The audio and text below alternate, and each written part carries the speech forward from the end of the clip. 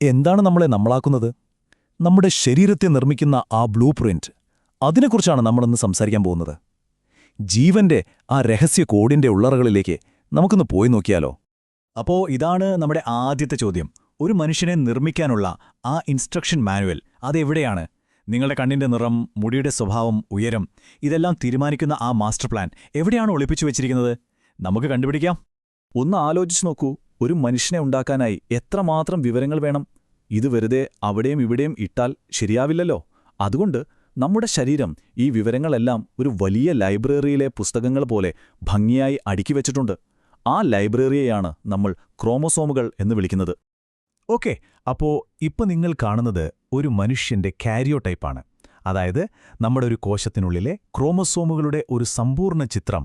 നോക്കൂ, ഇവിടെ 23 ജോഡികളുണ്ട്, മൊത്തം 46 ക്രോമോസോമുകൾ. പക്ഷേ ഇതിലെ ഏറ്റവും അത്ഭുതപ്പെടുത്തുന്ന കാര്യം എന്താണെന്നറിയുമോ? നമ്മുടെ ശരീരത്തിലെ കോടിക്കണക്കിന് കോശങ്ങളിൽ ഓരോന്നിലും ഈ മുഴുവൻ ലൈബ്രറിയുടെയും ഒരു കോപ്പിയുണ്ട്. ഈ 23 ജോഡികളെ നമുക്ക് രണ്ടായിട്ട് തിരിക്കാം. ഇതിലെ ആദ്യത്തെ 22 ജോഡികളില്ലേ, അവരെയാണ് സൊമാറ്റിക് ക്രോമോസോമുകൾ എന്ന് പറയുന്നത്. നമ്മുടെ മിക്കവാറും എല്ലാ ശാരീരിക സവിശേഷതകളും നിയന്ത്രിക്കുന്നത് ഇവരാണ്. പിന്നെ ആ അവസാനത്തെ ഒരു ജോഡി, അതാണ് സെക്സ് ക്രോമോസോമുകൾ. സ്ത്രീകളിൽ ഇത് XX എന്നും പുരുഷന്മാരിൽ XY എന്നുമായിരിക്കും. അപ്പോൾ നമ്മുടെ ലിംഗം ഏതാണെന്ന് തീരുമാനിക്കുന്നത് ഈ ഒരൊറ്റ ജോഡിയാണ്. ശരി, അപ്പോൾ നമ്മൾ ലൈബ്രറി കണ്ടുപിടിച്ചു. ഇനി എന്തു വേണം? അതിൽ നിന്നൊരു പുസ്തകം എടുത്ത് തുറന്നു നോക്കണ്ടേ? ആ പുസ്തകത്തിൽ എന്താണ് എഴുതിയിരിക്കുന്നതെന്നറിയണ്ടേ? അതിനായി നമുക്ക് ഈ ക്രോമസോമുകളിൽ ഒന്നിന്റെ ഉള്ളിലേക്കൊന്ന് സൂം ചെയ്ത് നോക്കാം. ഇവിടെയാണ് ശരിക്കും അത്ഭുതം. നമ്മുടെ ഒരു കോശത്തിനുള്ളിലെ DNA മാത്രം നിവർത്തിവെച്ചാൽ അതിന് ഏകദേശം 2 മീറ്റർ നീളം വരും. ഒന്ന് ആലോചിച്ചു നോക്കൂ, കണ്ണുകൊണ്ട് കാണാൻ പോലും പറ്റാത്തൊരു കോശത്തിനുള്ളിൽ എങ്ങനെയാണ് ഇത്രയും നീളമുള്ളൊരു സാധനം ഒതുക്കി വെച്ചിരിക്കുന്നത്? അത് പ്രകൃതിയുടെ ഒരു ഒന്നൊന്നര എഞ്ചിനീയറിംഗ് മാജിക്കാണ്. ഹിസ്റ്റോൺ എന്നു പേരുള്ള പ്രോട്ടീനുകൾക്ക് ചുറ്റും ഒരു നൂലുപോലെ ഇത് ഭംഗിയായി ചുറ്റിവെച്ചിരിക്കുകയാണ്. അങ്ങനെ സൂം ചെയ്ത് നമ്മൾ ആ ഇൻസ്ട്രക്ഷൻ മാനുവലിന്റെ ഹൃദയഭാഗത്തെത്തി. ഇതാണ് DNA. എല്ലാവർക്കും പരിചയമുള്ള ആ പിരിയൻ ഗോവണിയുടെ രൂപം. ജീവന്റെ എല്ലാ രഹസ്യങ്ങളും കോഡ് ചെയ്തു വെച്ചിരിക്കുന്നത് ഈ ഘടനയിലാണ്. അപ്പോ ഈ പുസ്തകത്തിൽ എന്താണ് എഴുതിയിരിക്കുന്നത്? ഇതിലെ അക്ഷരങ്ങൾ എന്തൊക്കെയാണ്? ഈ DNA എന്ന് പറയുന്നത് ന്യൂക്ലിയോടൈഡുകൾ എന്ന് വിളിക്കുന്ന കുഞ്ഞൻ ബിൽഡിംഗ് ബ്ലോക്കുകൾ കൊണ്ടാണ് ഉണ്ടാക്കിയിരിക്കുന്നത്. ഓരോ ന്യൂക്ലിയോടൈഡിനും 3 ഭാഗങ്ങളുണ്ട്.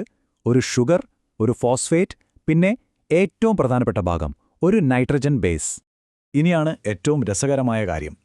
ജീവന്റെ ഈ ഭാഷയിൽ വെറും 4 അക്ഷരങ്ങളേ ഉള്ളൂ.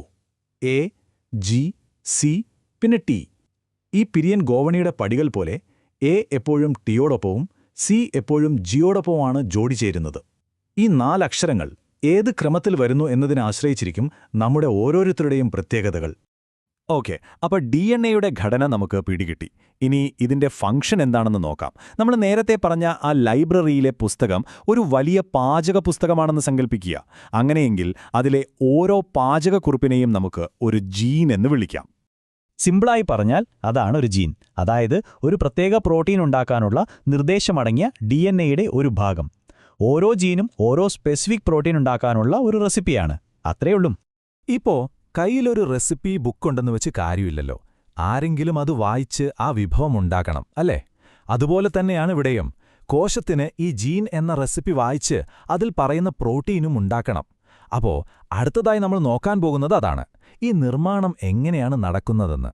പക്ഷേ ഇവിടെ ഒരു ചെറിയ പ്രശ്നമുണ്ട്. നമ്മുടെ ഈ മാസ്റ്റർ ബ്ലൂ പ്രിന്റായ DNA ഉണ്ടല്ലോ, അത് കോശത്തിന്റെ ന്യൂക്ലിയസ് എന്നൊരു സേഫ് റൂമിൽ ഭദ്രമായി പൂട്ടിവെച്ചിരിക്കുകയാണ്. എന്നാൽ പ്രോട്ടീൻ ഉണ്ടാക്കുന്ന ഫാക്ടറികൾ, അതായത് റൈബോസോമുകൾ, ഈ റൂമിന് വെളിയിലാണ്. അപ്പോൾ ഈ ബ്ലൂ പ്രിന്റിലെ വിവരം എങ്ങനെ ഫാക്ടറിയിലെത്തും? അതിനാണ് നമ്മുടെ ഹീറോ വരുന്നത്, ഒരു മെസ്സഞ്ചർ, പേര് RNA.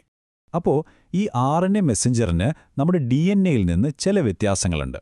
ഒന്നാമതായി, ഇതൊരു മെസ്സഞ്ചറല്ലേ, അപ്പോൾ ഇതിന് DNA പോലെ 2 ഇഴകളില്ല, ഒരൊറ്റ ഇഴയുള്ളൂ. രണ്ടാമത്, ഇതിലെ ഷുഗറിന് ചെറിയൊരു മാറ്റമുണ്ട്. പിന്നെ ഏറ്റവും പ്രധാനപ്പെട്ട ഒരു കാര്യം, RNAയിൽ T എന്ന അക്ഷരമില്ല.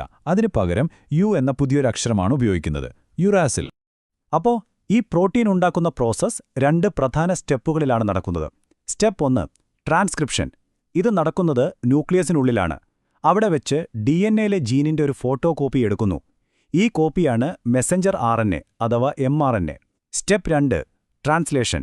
ഈ mRNA കോപ്പി ന്യൂക്ലിയസിന് പുറത്തു കടന്ന് റൈബോസോമിലെത്തുന്നു. അവിടെ വെച്ച് ആ കോപ്പിയിലുള്ള മെസ്സേജ് വായിച്ച് പ്രോട്ടീൻ ഉണ്ടാക്കുന്നു. സിമ്പിൾ. ഈ ചിത്രത്തിലേക്കൊന്ന് നോക്കൂ. ഇതാ മുഴുവൻ കഥയും ഒറ്റയടിക്ക് പറഞ്ഞുതരും. കണ്ടില്ലേ, ന്യൂക്ലിയസിനുള്ളിൽ DNA-യിൽ നിന്ന് mRNA കോപ്പി ഉണ്ടാവുന്നു. ആ കോപ്പി പുറത്തേക്ക് വരുന്നു, നേരെ റൈബോസോമിലേക്ക്. റൈബോസോം ഒരു സ്കാനർ പോലെ ഈ മെസ്സേജ് വായിക്കുന്നു.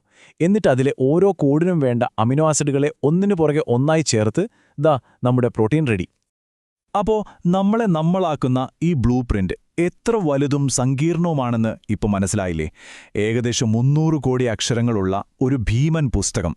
ഒന്ന് ആലോചിച്ചു നോക്കൂ, ആ പുസ്തകത്തിൽ ഒരൊറ്റ അക്ഷരത്തെറ്റ് വന്നാൽ, ഒരൊറ്റ ടൈപ്പോ, എന്ത് സംഭവിക്കും?